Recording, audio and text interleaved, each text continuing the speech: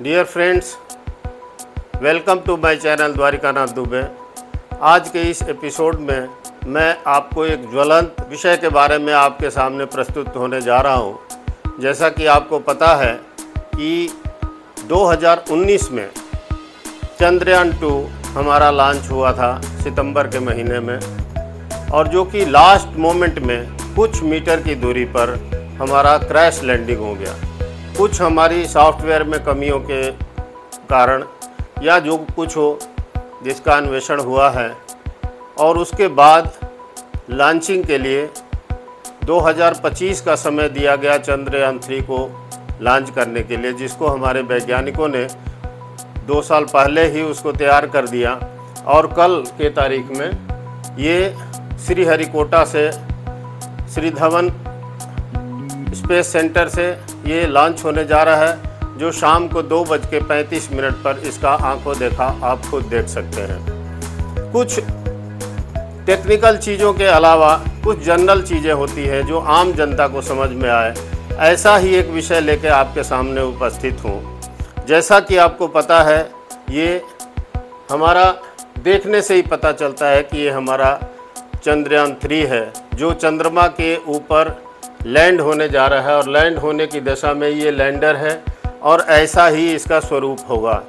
इसको लेमैन के लैंग्वेज में आपको आपके सामने प्रस्तुत करने जा रहा हूँ, जिसका एक एक चित्र के आधार पर आपको बताऊँगा, और इसका पीछे का थोड़ा सा इतिहास भी आपके सामने प्रस्तुत करने की कोशिश करूँगा। चंद्रयान 3 मिशन का एक महत्वपूर्ण उद्देश्य था, और अभी भी उद्देश्य है। उसका 3 मुख्य उद्देश्य हैं। सबसे पहला है इसको चंद्रमा की सतह पर लैंड करना, और वो भी -40 डिग्री सेल्सियस में साउथ पोल पर, जहाँ पर हमारा विफल हुआ था उसी जगह के आसपास इसको लैंड करना।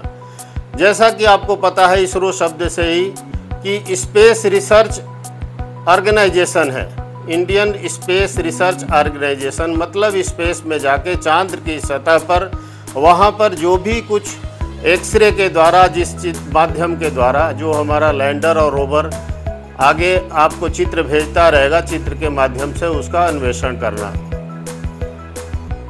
दूसरा उसका उद्देश्य है चंद्रमा का रोवर पर, रोवर के द्वारा विवरण क्षमताओं का उल्लेख करना, वहाँ का परिदृश्य का विवरण हमारे पास भेजना, चित्र भेजना, या जो कुछ वैज्ञानिकों की भाषा में होगा, वो दूसरा उद्देश्य है। अब तीसरा उद्देश्य है चंद्रमा के ऊपर रासायनिक तत्वों का, उसका मिट्टी का, उसका जल का, हर चीज़ का परीक्षण करते हुए हमारे पास भेजना। ये 3 मुख्य उद्देश्य हैं इसको चंद्रमा पर लैंड करने का। इसके अलावा इसमें कुछ पेलोड्स भी हैं जो अलग अलग दिशा में काम करेंगे, जो चंद्रमा के परिक्रमा करते हैं उसके द्वारा या और रोवर के द्वारा जो भी हमारा टेक्निकल चीज़ें होगा उसको हमारे तक पहुंचाने की कोशिश करेंगे। इस पूरे के पूरे हमारा चंद्रयान 3 में यूरोपीय स्पेस एजेंसी ने भी सहयोग देना है, उसका देखते रहना है, उसका इंटरसेप्ट करना है, और कहाँ कहाँ क्या क्या चीज़ होती है, सफल सही तरीके से जा रहा है नहीं जा रहा है, सब में सहयोग प्रदान करना यूरोपीय एजेंसी हमारे को, स्पेस एजेंसी हमारे को सूचित करती रहेगी। जैसा कि आपको इस चित्र से पता है, बेसिक चीज़ें मैं आपको बता दूं। ये इग्निशन है, ये इसमें हमारा प्रज्वलन क्षमता है, जिसमें थ्रस्ट होता है, धरती के ऊपर थ्रस्ट करेगा और ये आगे बढ़ेगा। सबसे पहले ये दोनों इंजन जलेंगे और इसको आगे ले जाएंगे। अगले चित्र में आपको मैं बताऊंगा। कुछ दूरी पर जब इसकी क्षमता ख़त्म हो जाएगी तो ये प्रज्वलित हो जाएगा, और ये हमारे अगले सेगमेंट को आगे की तरफ ले जाएगा। ये जब इसकी क्षमता ख़त्म हो जाएगी, ये 4th स्टार्ट हो जाएगा, और जिसके ऊपर हमारा सैटेलाइट है वो उसको लेकर जाएगा, और ये आगे भी ईंधन है, ये यहाँ तक ले जाके और चंद्रमा की कक्षा में इसको प्रवेश करके ये अलग हो जाएगा, ख़त्म हो जाएगा।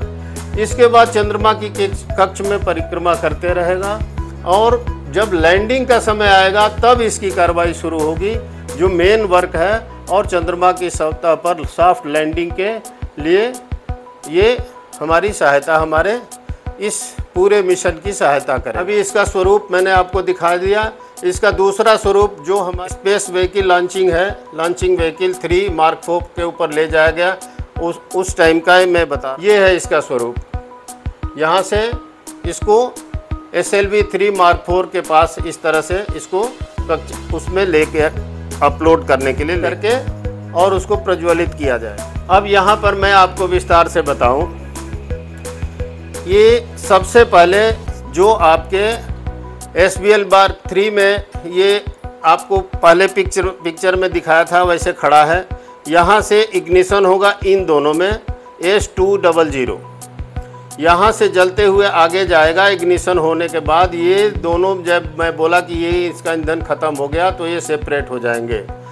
और यहाँ से शुरू होता है S200, ये है, यहाँ से 0 टाइम है, 0 सेकंड पर। इसके बाद L110 इग्निशन जब होगा 108 सेकंड पॉइंट 10, 108.10 सेकंड में ये इग्निशन शुरू हो जाएगा। और ये यहाँ से S200 सेपरेशन 127 सेकंड में ये दोनों अलग हो जाएंगे, जो मैं अभी थोड़ी देर में बताया। यहाँ से ये डायरेक्शन है ये चलने का इनका। इसके बाद L110 बर्निंग फेज आ जाएगा, ये जलना शुरू हो जाएगा। इसके बाद PLF सेपरेशन यहाँ से हो जाएगा ये। इसके बाद L110 यहाँ से सेपरेट हो जाएगा और ये इग्निशन प्लस सैटेलाइट यहाँ से आगे बढ़ता जाएगा। L25 शट ऑफ हो जाएगा, ये अलग हो जाएगा, मेन सैटेलाइट से ये अलग हो जाएगा और तब ये चांद की परिक्रमा करना शुरू कर देगा। ये आता है आपका अंतिम फेज।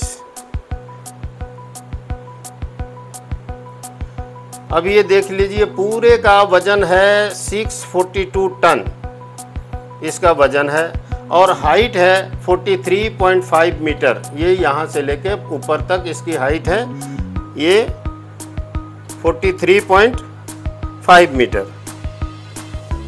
अब यहाँ से जो मैंने अंत किया था, ये चीज़ें अलग हो गई थी, वो ये है हमारा मेन सैटेलाइट और इसके अंदर ही रोवर है। और ये पृथ्वी की परिक्रमा करते हुए और इसके बाद आगे चल देगा ये ल्यूनर ऑर्बिट इंसर्शन, चांद के क्षेत्र में करीब 100 किलोमीटर की एरिया में ये जब घुस जाएगा तब हमारा एक इग्निशन ख़त्म हो जाएगा और ये इसकी परिक्रमा करते रहेगा।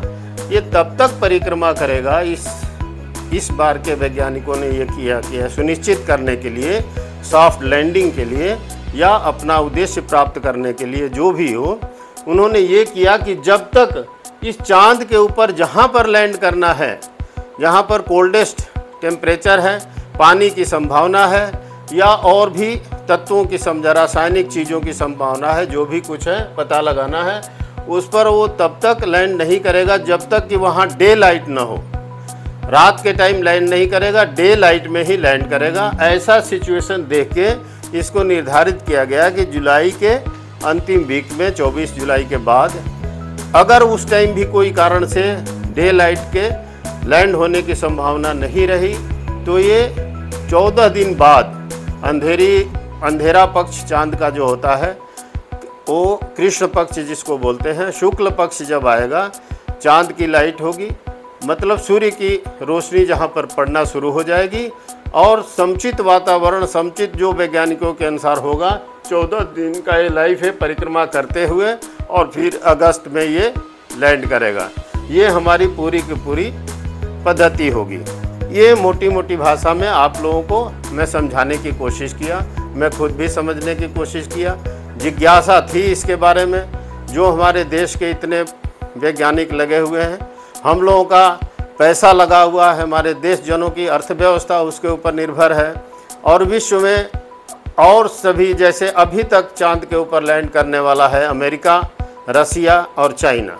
ये हमारा चौथा देश हो जाएगा कल, जो 2:35 पर ये लॉन्च किया जाएगा श्रीहरिकोटा से।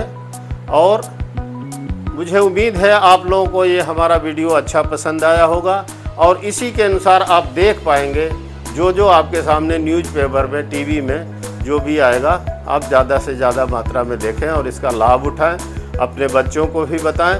भविष्य के वही वैज्ञानिक हैं। आशा करता हूँ ये वीडियो आप लोगों को पसंद आया होगा और हमारा वीडियो पूरा देखने के लिए आप लोगों को बहुत बहुत शुक्रिया।